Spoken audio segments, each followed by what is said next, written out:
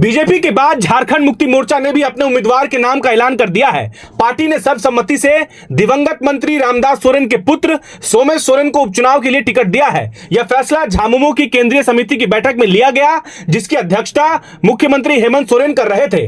बैठक में झामुमो के वरिष्ठ नेताओं ने एक सुर में कहा कि घाटशिला की जनता के बीच सोमेश की अच्छी पकड़ है और वे अपने पिता की अधूरी राजनीतिक विरासत को आगे बढ़ाने में सक्षम है। गौरतलब है कि कुछ माह पहले झारखंड के लोकप्रिय नेता और मंत्री रहे रामदास सोरेन का निधन हो गया था, जिसके कारण घाटशिला विधानसभा सीट खाली हो गई थी। झामुमो इस सीट को अपनी परंपरागत सीट के रूप में देखती है। पार्टी के रणनीतिकारों का मानना है कि सोमेश सोरेन को टिकट देकर न सिर्फ दिवंगत नेता को श्रद्धांजलि दी जा रही है, बल्कि जनता की भावनाओं का भी सम्मान किया जा रहा है। उम्मीदवारी की घोषणा के बाद सोमेश सोरेन ने भावुक शब्दों में पार्टी नेतृत्व का आभार जताया। उन्होंने कहा कि यह उपचुनाव उनके पिता बाबा रामदास सोरेन को सच्ची श्रद्धांजलि देने का अवसर है। वे उनके अधूरे सपने को पूरा करने के लिए मैदान में उतरेंगे। उन्होंने कहा कि रामदास सोरेन का सपना था कि घाटशिला और आसपास के इलाकों को शिक्षा और आत्मनिर्भरता का केंद्र बनाया जाए। उन्होंने मूसाबनी डिग्री कॉलेज और इंजीनियरिंग कॉलेज की नींव रखी थी। साथ ही मैया सम्मान योजना के जरिए महिलाओं को आत्मनिर्भर बनाने की दिशा में बड़ा कदम उठाया था। सोमेश ने कहा कि वे अपने पिता के अधूरे विकास कार्यों को पूरा करेंगे और घाटशिला को झारखंड के विकास का मॉडल क्षेत्र बनाएंगे। चुनाव की तैयारियों को लेकर झामुमो ने बूथ स्तर तक संगठन को सक्रिय करने का निर्देश दिया है। सोमेश सोरेन ने कार्यकर्ताओं से कहा कि वे हर बूथ को मजबूत बनाएं और पिछले विधानसभा चुनाव से भी अधिक बढ़त हासिल करने का संकल्प ले। गौरतलब है कि झारखंड मुक्ति मोर्चा ने आज रांची के सोहराय भवन में अपनी केंद्रीय समिति की विस्तारित बैठक बुलाई। बैठक की अध्यक्षता मुख्यमंत्री और पार्टी के केंद्रीय अध्यक्ष हेमंत सोरेन ने की।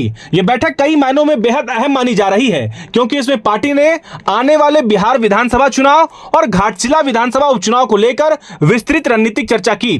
बैठक में पार्टी के केंद्रीय नेताओं के साथ साथ झारखंड के विभिन्न जिलों के प्रतिनिधि मौजूद रहे। इसके अलावा बिहार, पश्चिम बंगाल, उड़ीसा, छत्तीसगढ़, असम से भी झामुमो के पदाधिकारी शामिल हुए। बैठक में संगठन को मजबूत करने, कार्यकर्ताओं को सक्रिय करने और गठबंधन की संभावनाओं पर भी चर्चा की गई।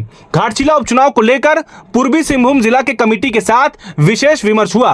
पार्टी ने घाटशिला उपचुनाव को पूरी ताकत के साथ लड़ने का फैसला लिया। बैठक में हेमंत सोरेन ने कहा कि झामुमो आदिवासी, दलित और पिछड़ों की आवाज है और पार्टी जनता के भरोसे पर खरा उतरेगी।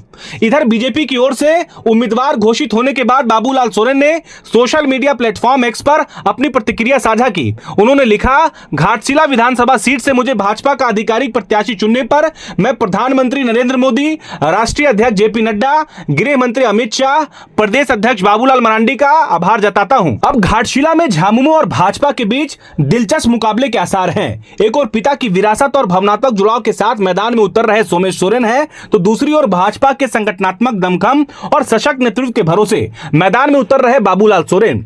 दोनों उम्मीदवारों का उपनाम एक ही है, लेकिन उनकी राजनीतिक पृष्ठभूमि और विचारधारा में बड़ा अंतर है। घाटशिला की जनता इस बार किसे अपना जनप्रतिनिधि चुनती है, यह आने वाला समय तय करेगा। फिलहाल पूरे झारखंड की निगाहें घाटशिला उपचुनाव पर टिकी हैं, जो राज्य की राजनीतिक दिशा तय करने में अहम भूमिका निभा सकता है।